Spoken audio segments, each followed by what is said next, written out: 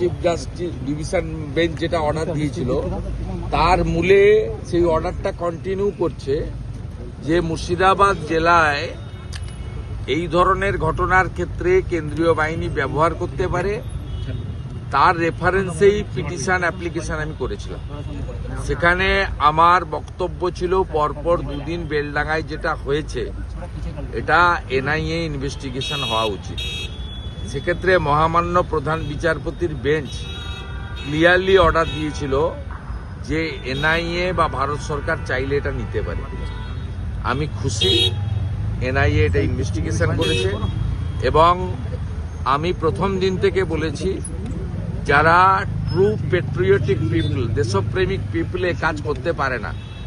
জাতীয় সড়ক উপর্যুপরি 5 ঘন্টা ধরে বন্ধ রেখে রেল এবং জাতীয় সড়কের উপরে যা করা হয়েছে এবং হিন্দু দোকানদার প্রসাদ হোটেল সেখানে পরিকল্পিতভাবে হামলা হয়েছে, এটা কোনো প্রোটেস্ট নয়, এটা completely anti national activities.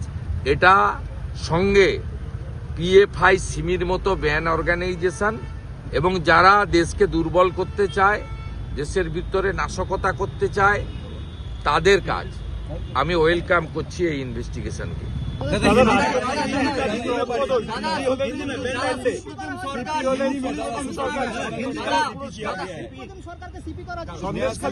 Supratim সরকার সন্দেশখালীর পুরস্কার শুধু নয়, সিঙ্গুরে মমতা ব্যানার্জিকে সেদিন সিপিএম এর কথায় আটকে ছিল, তাই মমতা বন্দ্যোপাধ্যায়ের যে পরিবর্তন, যে কারণে আমরা তাকে ছেড়েছি রাজনৈতিকভাবে, সুপ্রতিম সরকারকে করার মধ্যে দিয়ে সেটা প্রমাণিত হয়েছে। সুপ্রতিম সরকারের সম্পর্কে আমার থেকেও বেশি প্রাক্তন বিধায়িকা, প্রাক্তন ডেপুটি স্পিকার সোনালী গুহ জানেন, তার কাছ থেকে জিজ্ঞেস করবেন। আর পীযূষ পান্ডে অ্যাক্টিং ডিজিপি হয়েছে, ফাইনালি ইউপিএসসি দেবে। অতএব স্বাভাবিকভাবে মমতা ব্যানার্জি যে রাজীব কুমারকে রাখতে এত চেষ্টা করেছিলেন, একজন আইপিএস অফিসারকে স্যাটে পাঠিয়েছিলেন, নানাভাবে চেষ্টা করেছিলেন রাজীব কুমারকে রাখতে এবং 6 মাস এক্সটেনশন পেত যেহেতু নির্বাচন আছে। সেই মমতা ব্যানার্জির সব প্ল্যানিং ভেঙে গেছে।